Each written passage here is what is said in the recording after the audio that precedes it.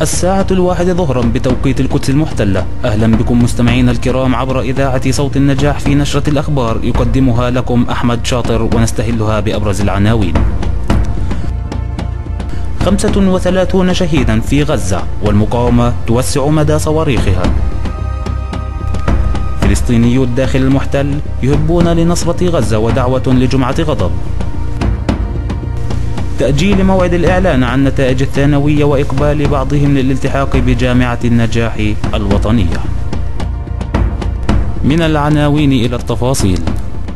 استشهد صباح اليوم 11 فلسطينيا نتيجة الغارات الجوية المستمرة على قطاع غزة، ليرتفع عدد الشهداء إلى 35 شهيدا منذ بداية التصعيد، في حين تجاوز عدد الجرحى 300 جريح. وردا على جرائم الاحتلال، وسعت المقاومة مدى قصفها لتشمل المدن الفلسطينية المحتلة، منها القدس وتل الربيع وحيفا.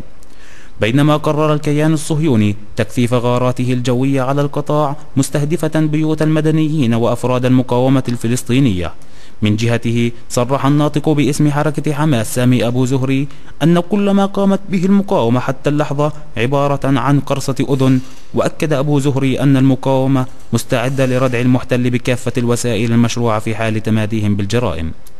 لمزيد من التفاصيل معنا عبر الهاتف مراسلنا من القطاع مصعب كزمار. أهلا بك مصعب، ضعنا في آخر التطورات الجارية في غزة. نعم زميلي أحمد، هناك هدوء حذر بعد الغارات الإسرائيلية المكثفة التي استهدفت شرق مدينة رفح، وسقوط العديد من الشهداء والجرحى في القصف الصهيوني. كما استهدفت طائرات الاحتلال مواقع المقاومة الفلسطينية، مما أسفر عن استشهاد 2 من أفراد الوحدة الصاروخية التابعة لكتائب قسام الجناح العسكري لحركة حماس. مصعب، ما هي أحوال الشارع الفلسطيني في القطاع؟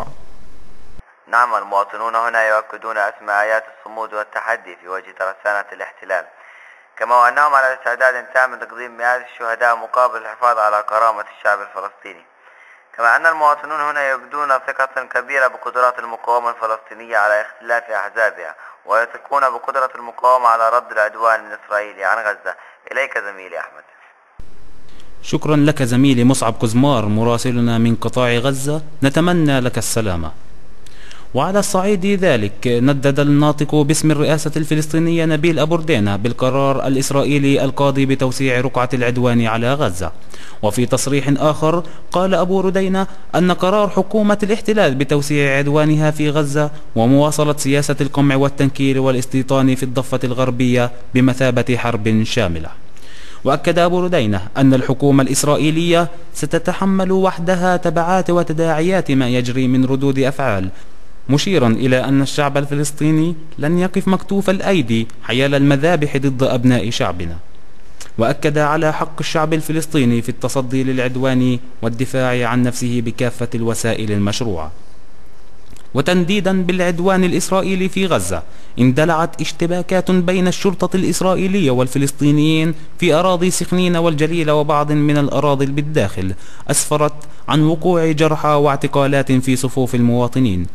وإثر ذلك حذر قياديون في الداخل المحتل حكومة الاحتلال من عنف غير مسبوق إذا ما استمر العدوان على غزة، متوعدين بجمعة غضب ومسيرات في الداخل المحتل. وجاءت التحذيرات على لسان رئيس بلدية سخنين مازن غنيم، الذي احتج على قتل الفتى أبو خضير على أيدي مستوطنين وحرق جثته، ورفضا للعدوان الإسرائيلي على غزة.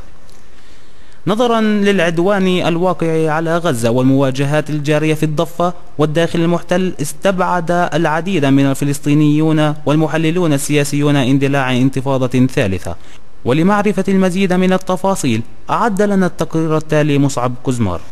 في ظل تباين الآراء حول اندلاع انتفاضة ثالثة، قمنا بجس نبض الشارع الفلسطيني الذي طالب بأن ينتفض الشعب من جديد، إلا أن محللون سياسيون شككوا في اندلاع انتفاضة، كما جاء في كلام الدكتور في العلوم السياسية في جامعة النجاح الوطنية عبد الستار قاسم قبل اعتقاله بساعات قليلة من قبل قوات جيش الاحتلال الإسرائيلي.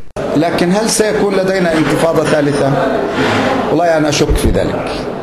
السبب أن الناس في الضفة الغربية مترهلون،